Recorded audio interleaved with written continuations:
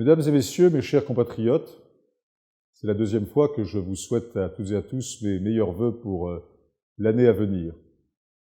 Les prochains mois seront marqués par des rendez-vous importants en France comme en Tunisie, et je vais saisir cette occasion pour les évoquer avec vous.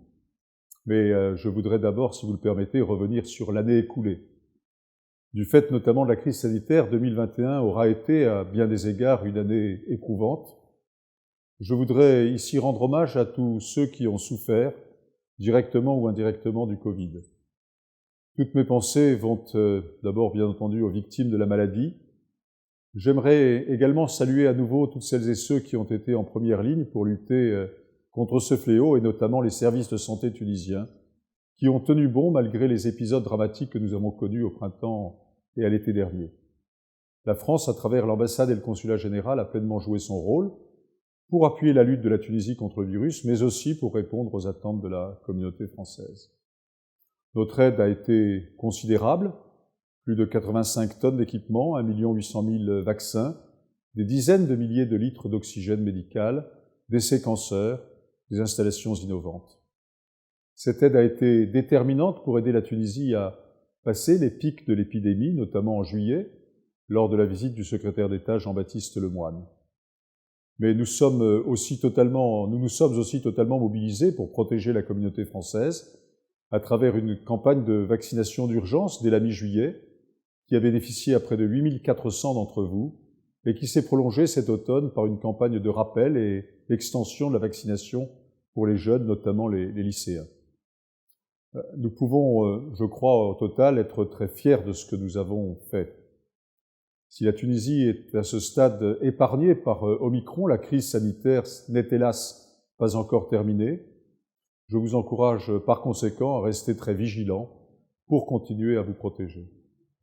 En dépit des circonstances que je viens d'évoquer, nous sommes parvenus à maintenir le bon niveau des relations franco-tunisiennes avec une série de rencontres au plus haut niveau. J'évoquerai en particulier la participation du président Kais Saied au sommet sur le financement des économies africaines le 18 mai dernier à Paris, mais aussi la visite à Tunis les 2 et 3 juin du Premier ministre français Jean Castex, accompagné de 6 ministres et secrétaires d'État pour la 3e session du Haut Conseil de coopération, ou encore plus récemment la visite à Paris de la chef du gouvernement tunisien, Madame Najla Bouden, à l'occasion du Forum de Paris pour la paix et de la conférence sur la Libye.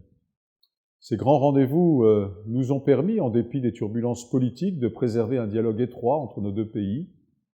Ces échanges vont se poursuivre, bien entendu, et plusieurs visites ministérielles sont attendues de part et d'autre en 2022.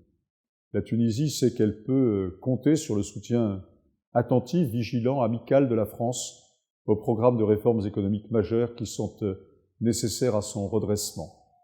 L'année 2022 sera aussi une année très riche au plan international pour la France et la Tunisie.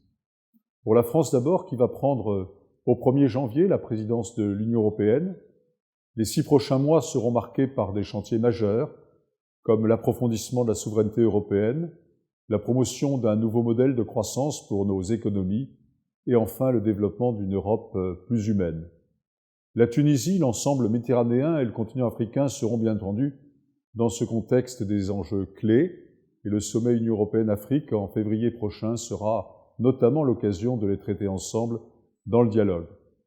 La Tunisie, quant à elle, accueillera en novembre à Djerba le 17e sommet de la francophonie. Puisse-t-elle en saisir toutes les opportunités et l'occasion qu'elle lui offre de se projeter dans l'après-crise. L'année qui vient sera enfin une année importante sur le plan électoral dans nos deux pays, avec, s'agissant de la France, vous le savez, la tenue de l'élection présidentielle les 10 et 24 avril et des élections législatives les 12 et 19 juin. Ce sont bien entendu des moments cruciaux dans la vie démocratique de notre pays et je vous invite par conséquent à y participer le plus nombreux possible.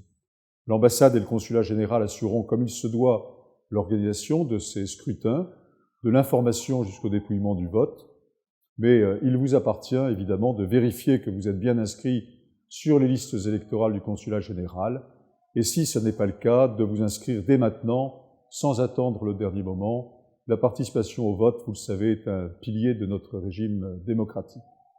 Mes chers compatriotes, alors que vous êtes réunis en famille, avec vos proches pour les traditionnelles fêtes de fin d'année. Je vous réitère mes vœux les plus chaleureux pour 2022. J'espère que cette année qui arrive sera une année heureuse et sereine pour vous, pour vos proches, pour la Tunisie et nos amis tunisiens auxquels tant de liens nous attachent. Vive la France et vive l'amitié franco-tunisienne.